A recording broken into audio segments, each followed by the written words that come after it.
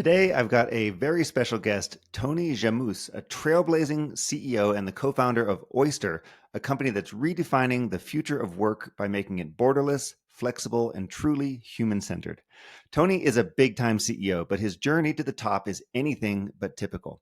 With a story rooted in resilience and a commitment to the kind of inner work that most entrepreneurs sidestep, Tony launched Oyster amid a global pandemic and built it into a $1.2 billion company in just 4 years. But here's what makes him truly special. He's leading with empathy, self-awareness, and a profound commitment to global equity. For Tony, being a leader isn't just about metrics or market share. It's about tapping into something deeper, creating workplaces where trust, flexibility, and well-being are a foundational part of how we work every day. In our conversation today, Tony reveals his approach to overcoming belonging trauma, how inner work shapes his leadership, and why he believes in building a company where both the mission and the impact grow hand in hand. Get ready to rethink what it means to lead consciously in a world that's more interconnected than ever. I hope you enjoy this episode of the Conscious Entrepreneur Podcast. Tony, it's amazing to me that we are still having this discussion about RTO, or return to office. Amazon, as you know, just announced that they want everybody back in the office for 5 days a week, starting in just a few months. To me, I thought this was settled. I thought we were with hybrid work. It seems to be what people are wanting. Obviously, that's not the case. So I'm wrong that this was settled. The conversation is still ongoing. What's your take on what's going on here? So, Alex, it's not really a return to the office conversation. It's more a leadership conversation. Can leaders trust their employees to do their best work and without seeing them?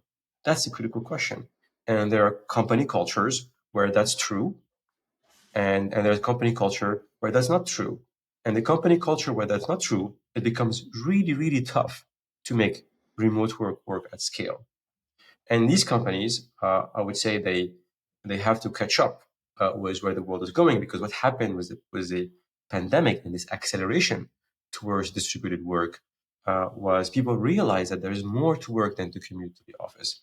They realized that actually it's more important to be in an environment where they can feel safe, they can feel heard, they can push to grow, they are developed, they are an environment where they care about their true needs and not the need of the corporation to commute unnecessarily to the office.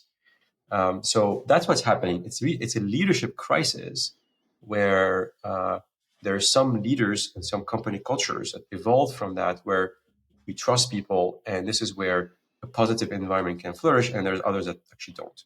That's the key question. So it's not really so much like, where am I working? Am I physically in an office or am I remote? It's, do we have a culture of trust? Do we have a culture of empathy? Are we all able to navigate through the challenges and do the work that we're looking at together, but do it in a way that fosters that kind of trust in our culture? Yeah. And also give you, as an employee, the benefit of flexible work. I mean, the benefits are immense. You can live where you want to live. You can work at hours that make sense for you. You can go to the doctor without feeling guilty. You can pick up your children from school. I mean, it's hard to imagine for me life going back to the office. It's impossible. I've tremendously improved my well-being and my fulfillment by having this freedom and flexibility. And this is where I live. I moved to the island of Cyprus. I lived 25 years in London and the Bay Area and cities in concrete jungles, and I wanted to live near nature. So I moved to this beautiful island of Cyprus, and I live 50 meters from the beach. And so what we're doing there is we're, in this example, we're not just giving people the option of saying, hey, you can work here, or you can work at home, and it's hybrid and so on. We're tapping into, and I know this is a big deal for your company, Oyster, right? We're tapping into a global talent pool, as opposed to just whoever happens to be, like you're saying, in the Bay Area or in London or what have you. And I know that's something you have implemented very strongly within Oyster, right? Tell us about that. Yeah, so Oyster, not only we are ourselves distributed in 80 countries, we are 600 people in from 100 nationalities with diversity that is unheard of. But we also, our product is a global employment platform that help our customers do the same. And the results are amazing. We receive 700 applicants for each role we open. For instance, we are a talent magnet. We have, as I said, diversity that is unheard of. We we achieve a level of engagement and fulfillment for our employee that leads into productivity that is unheard of, because people feel cared for. They feel that we are designing a work model for them that makes them successful no matter where they live. And that's something that presumably gives you a very strong competitive advantage. So you're able to cast a very wide net for talent. You're able to attract people who in all sorts of different economies who are bringing different ideas, different approaches, different experiences. Presumably, you're also then able to manage your cost basis a little bit because you've got people from all over the world as well. How has that played into the business? Yeah, so we know, especially in the last 2 years, that CFOs has had tremendous pressure to reduce headcount cost. Many of them decided to do layoffs, but some of smart ones decided to expand into emerging economies. Our percentage of team members employed on our platform in emerging economies have grown from 30% to 40% last year. And the foreign direct investment that we send to emerging economies in the form of salaries and taxes have increased faster than the rest of our business. And we send hundreds of millions of dollars to emerging economies every year. And we are just in our year 4 of our existence. So we believe that democratizing access to global job opportunities has is a massive potential in creating more equal world. The reason why emerging economies remain emerging is because they lose their best talent to the West, and they don't come back. It's called brain drain. Right. And by removing the barriers in front of companies to tap into the global talent pool, the world is our oyster when they're looking for talent. Then we have a shot in reversing inequality. Yeah, I mean, it's funny. You always think about brain drain. I always think about brain drain as this rural to urban shift, right? With people moving from the countryside into the big cities. But to your point, it's also happening at the global level where people in countries that don't have the best infrastructure or education system or opportunities, they're moving to places that might be seen as more dynamic. We can reverse that by giving people the opportunity to work anywhere.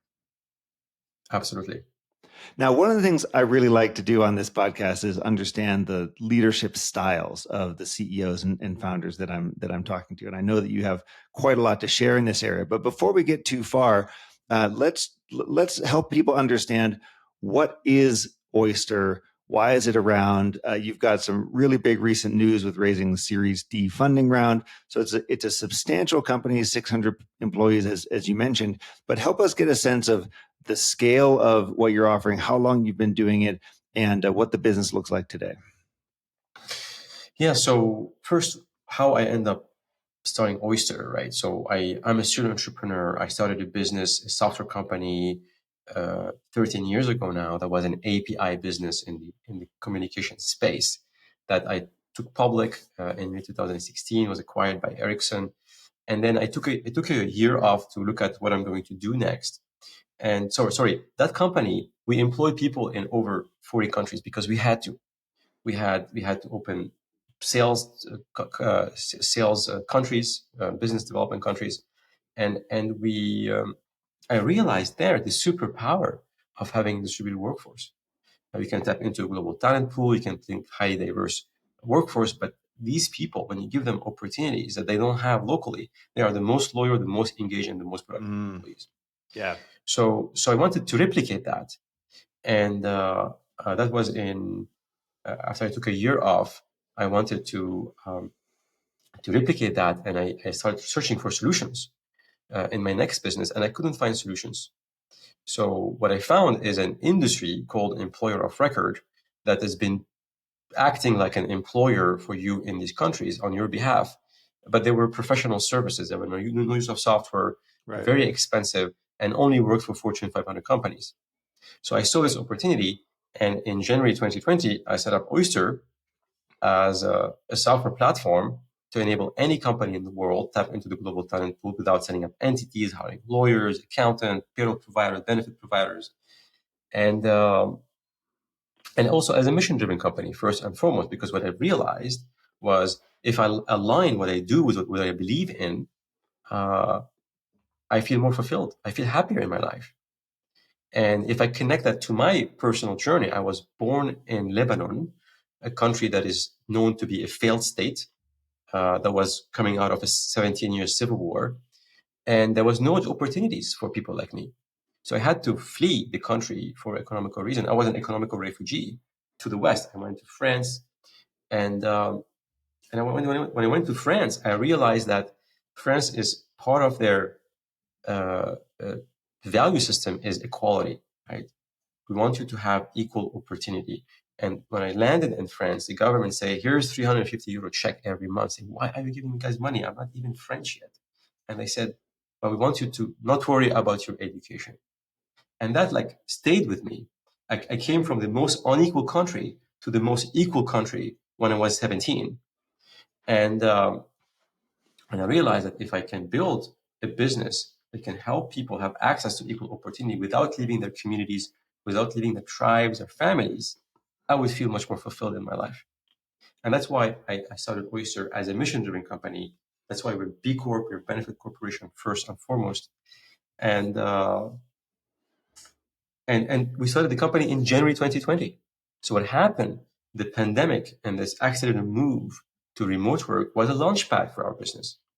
Right. We achieved product market fit in our first quarter of our existence. And that put the company on a high growth trajectory. We raised over $280 million in less than 4 years. We're like, I feel so like fortunate to be doing what I'm doing, essentially aligning what I do with what I believe in and having this opportunity to deliver impact every day. We've had conversations on this podcast before about B corporations and the value that they provide. What was your thought to say, hey, you know what, I want to move in this direction? What sort of reaction did you get from either existing or potential investors and existing and potential employees when you made that shift? Yeah, the story is that when I was raising my seed round, I hinted to my investor that I'm planning to become a B Corp, and they said you have to become a B Corp. So, in the beginning of our journey, it was built into our raison d'être. Why we exist is really to deliver impact, and we wanted to get that certification to prove that what we're doing is for that reason. And it was a difficult process to do it. It's a very difficult certification to get, but at least it created this alignment between our business and our impact, both internally and externally. And I was able, through this lens of being a true mission-driven company, to attract the best team in the world, to attract great customers, and to also attract great investors.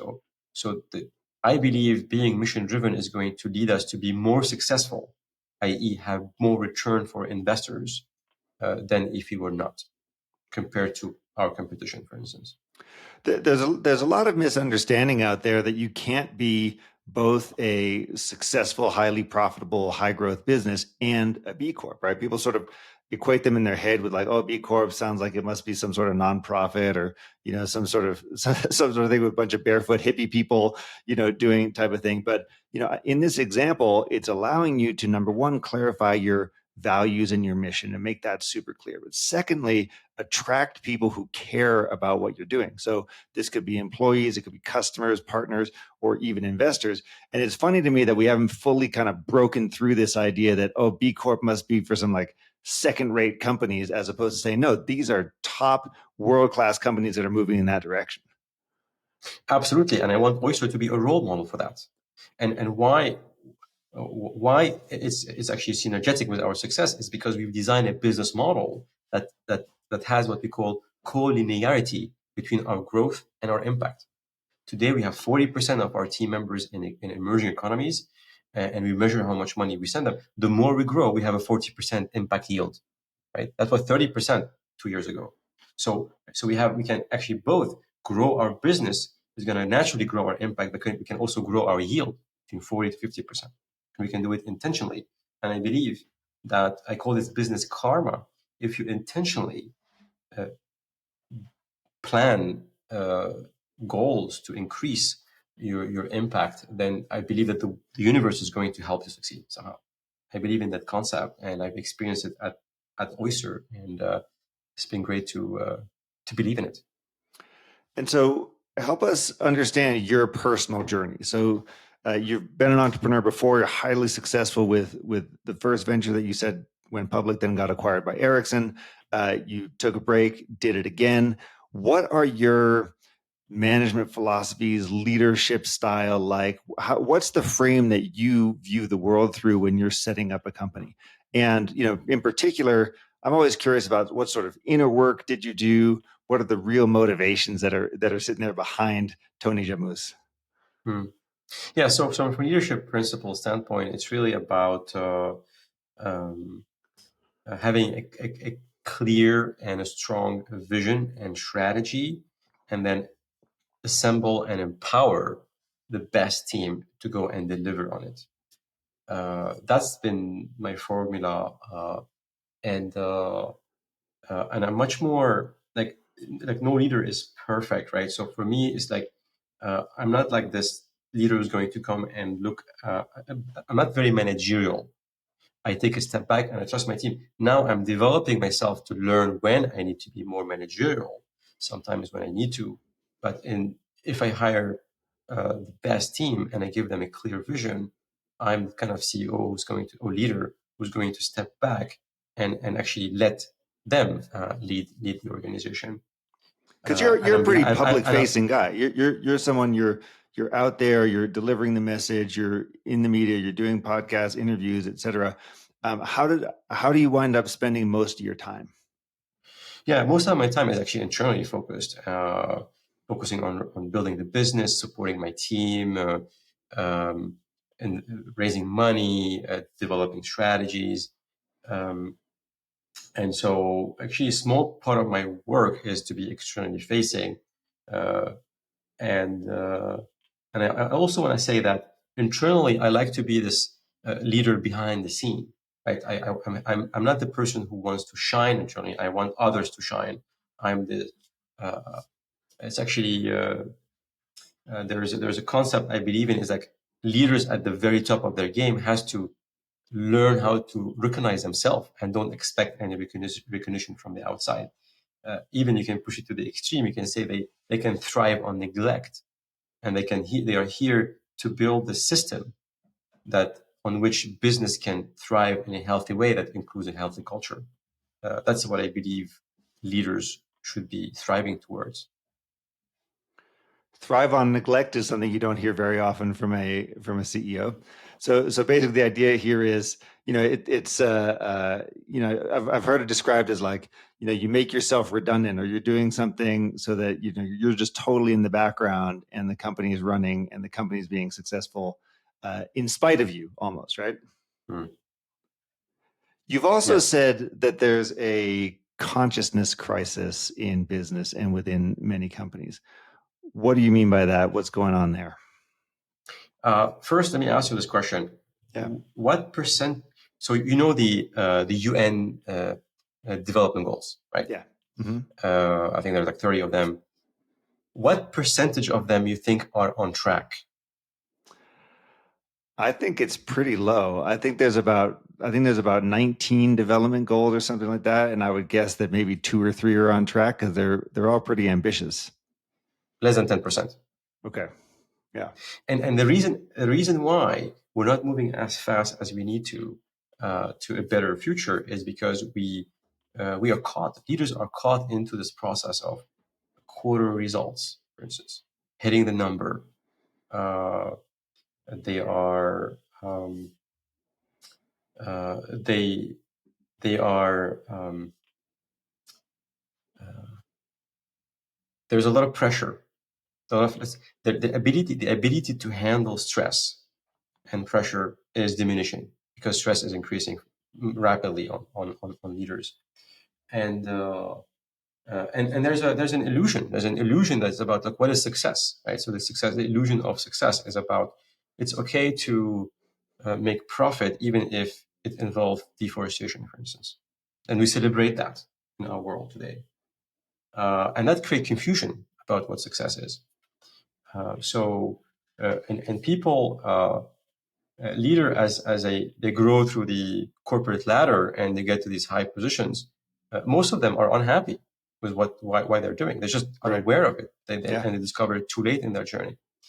So that's why I believe there's a consciousness crisis, and the solution to that is expanding the consciousness of these leaders. These people in power are making decisions on behalf of all of us, and so that they can see themselves not only as an individual trying to survive, but as a community, as a whole, as a planet.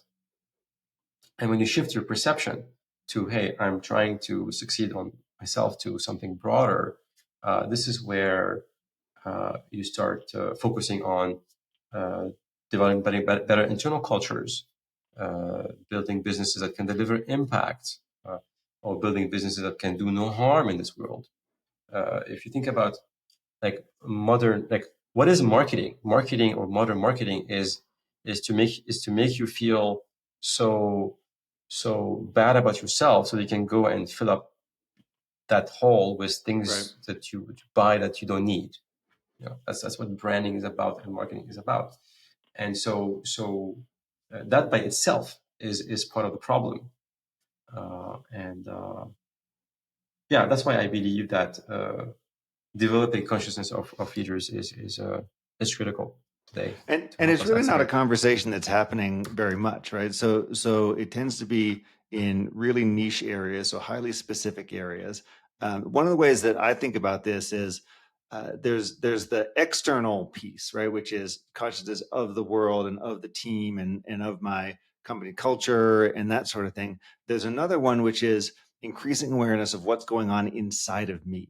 And if we look at what's happening for a lot of leaders, we could be operating on autopilot, or we have some set of limiting beliefs or childhood experiences or whatever it is that somehow got our energy all kinked up, and it means that we're not being as effective as we could be. So I like to spend a lot of time shining the light back inwards on what's happening to me. Who am I? Who am I becoming as I'm running my company, as I'm kind of getting out there in the world?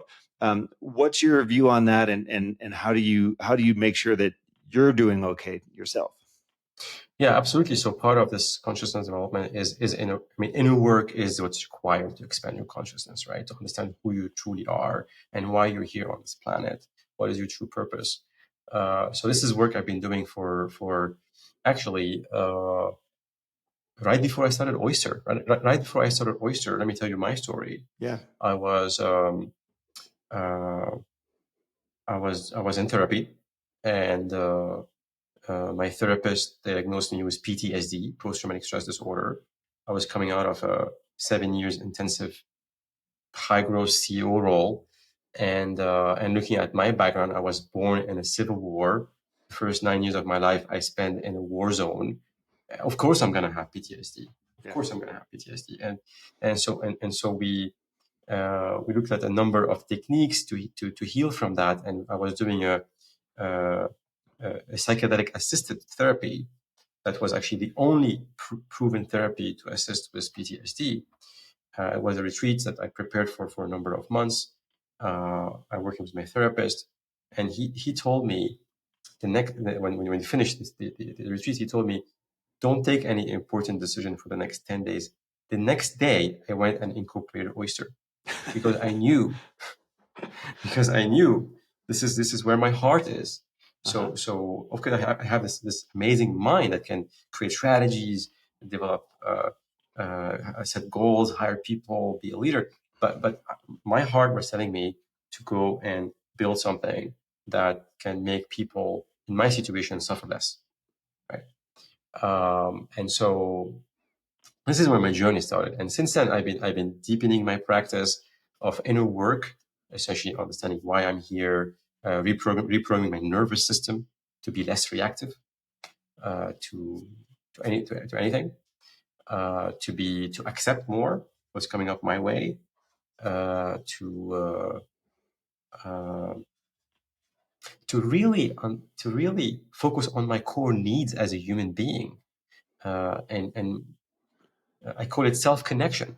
So the self-connection framework. So self-love, self-compassion, self-forgiveness, self-gratitude, authentic self-expression, or self-intimacy. These are some of the practices that I develop internally. And by the way, the more you connect with yourself, what happens is you connect with other people. Your ability to, it's like the same coin, different face. So your ability to connect with yourself, with what's happening inside of you, enables you to connect with other people, enable you to be holding space for their experience because you're learning to hold space for yourself. And That's yeah, that's a tremendous that's my amount of path. stuff right there. I mean, Yeah, that's you just covered a lot of stuff, and now I have a whole bunch of follow-up questions that I'm super curious about. So you said that you were in therapy and that you realized that you had post-traumatic stress disorder, and that was most likely because of your early childhood in Lebanon, which was a civil war, was a war zone, and so of course you're in total freak out mode, total defensive mode all the time, very closed. Uh, of course, then running a successful company is also a very high stress environment, right? Now, it manifests in different ways, of course, but you still constantly are sitting there feeling, oh, the world is ending, choices have gigantic consequences, oh, the whole world needs me, all this type of stuff. So I very clearly see how those are linked, or at least how the one experience can drive the experience in the other. What was the medicine that you were using in your psychedelic therapy, and how, like, was it a single session, or was this kind of a multi thing? I know there's different varieties there. Tell us more about that. Yeah. So the first medicine I worked with was MDMA, because MDMA is like the softer piece of the medicine portfolios, and it was really about an inner child trauma that we had to resolve back in the war zone. And actually, this is so this was the adapted medicine for that trauma. But since then, I moved to practicing other plant medicine, that some of them are around fear management, others about non-reactivity and purpose definition. I mean, for me, the inner work is the most important work I do in my life. Leadership is one use case, parenting is one use case, relationship and well-being is another use case, right? But the key work I do is inner work. I just really want to emphasize this for people who are listening, right? People think of, oh, the stuff that you were just talking about, plant medicine, MDMA or whatever. They think about this as being outside of the mainstream. They think about this as being a recreational substance. This is some kind of like drug use. And that's not what you're talking about at all. These are incredibly important tools that are helping you to become a better person, that are helping you to heal, that are helping you to find out who you truly are. You're using those as you are building a successful company, as you're being the best husband and father that you can be, as you're becoming the best version of yourself. And I think that is the right way for us to be looking at this stuff in the 21st century.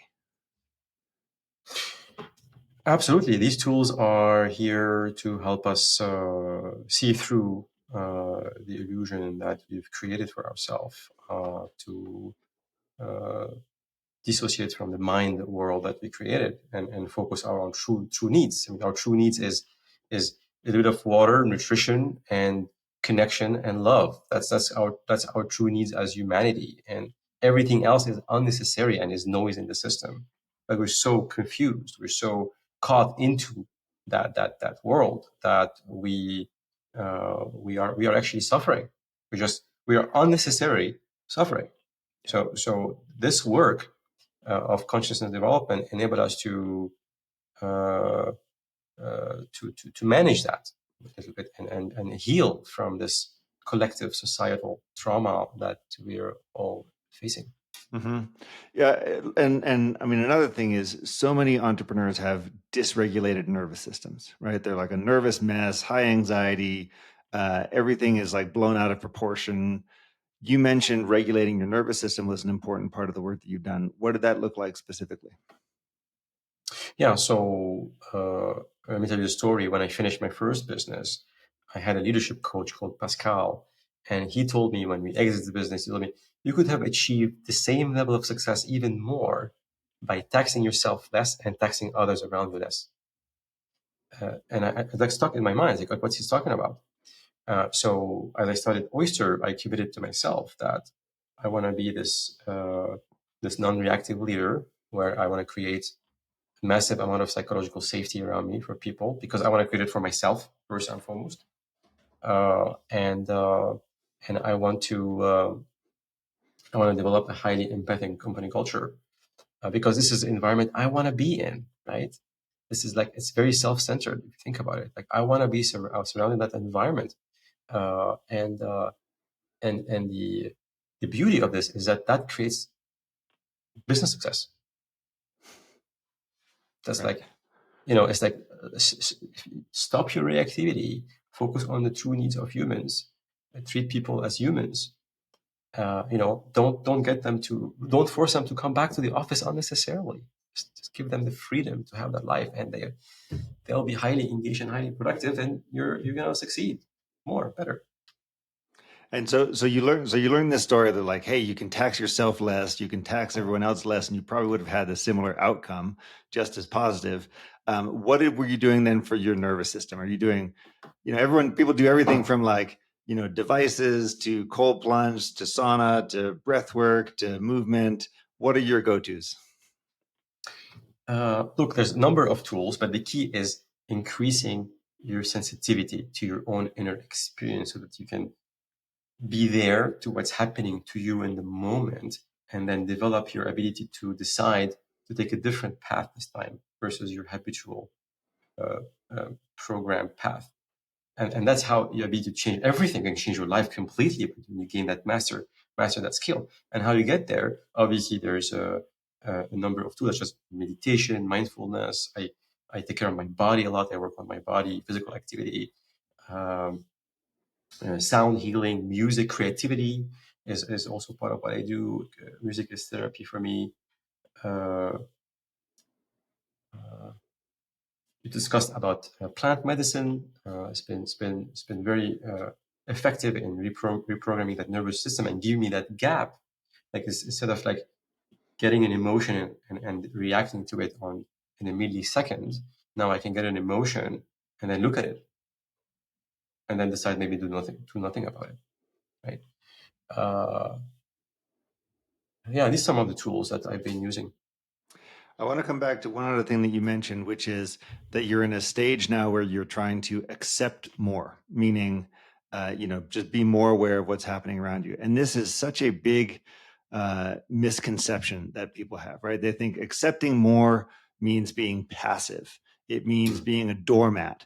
And of course, this is the opposite of what someone would think when they talk to you and you say, oh, we've raised $280 million in 4 years and we've got this great company, 600 people, and we're doing all these exciting things. People would not assume that you are a passive person, but there's this sort of framework that says, well, if you're accepting, then you must just be like this, doormat of a person. People are walking all over you. You're not doing anything. You're just in this, like, really passive state. Help us to reframe that, please. Yes. So acceptance is mean that non-reacting unnecessarily to things that happen to you or to your business, and as a result, uh, not hurting other people in that unnecessary reaction that you had. So you had a bad news. We missed a quarter, right? We missed a quarter by 10%. Bad news. What do? Do you go fire everybody and scream at everybody? Like, you have to take a step back first, and maybe, sometimes you use things you overreact, and you do things that, let's say you go say, okay, let's spend more marketing dollar. We missed it. Let's spend more, but actually you realize maybe there's the issue is somewhere else. Or maybe there's no issue. Maybe it's going to complete an external factor that you can't even control. That's the economy. What happened to us at Oyster? Think about it. We are in the employment business. The last 2 years, central bank all over the world were combining against employment with interest rate increases. So it's been a very tough 2 years for Oyster. So we had to make difficult decisions. We did 2 reorganization in 1 year, and part of that, it was really important. Actually, that tested my capacity to be non-reactive, and keep transforming me. These challenges keep transforming me. because the more I'm pushed to the limit, the more I realize there's new areas, new stuff I have to work on internally. There's new layers of my ego structure that I have to look through, and enables me to grow and expand as a result. Actually, Oyster is shaping me. Right, my challenges as a leader is culting me, essentially, as a is from my insights. Well, I think that's a great place to end this conversation, which is, tell us how the work that you have done directly impacts the growth of the company. Like, tell us how these two are interrelated. You're growing Oyster, and Oyster's growing you. Yeah. So we discussed at the beginning of the call is about building trust and the importance of building trust. And we started this business in January 2020 by design to be a distributed company. So I had to default to trust. So any thought I would get that about not trusting somebody, I had to remove it. And I've been working on this for 4 years. And the more I remove these thoughts, inner critics, whatever, that are hurting me and hurting others, that are just illusions, that they don't have to exist, the more I create a company culture that is based on trust, and the more healthy the culture is, and the more success we will become. Right. This is an example of how this inner work, being shaped by these challenges at Oyster, helps me to transform as a human being, and as a result, bring that transformation back into the culture. Fantastic. This is so the path, and I'm really inspired in talking to you, Tony, and just learning from your journey and the success that you've created because of the work that you've done on yourself. Tony Jamous, thank you so much for joining us on the Conscious Entrepreneur Podcast. Thank you for having me, Alex.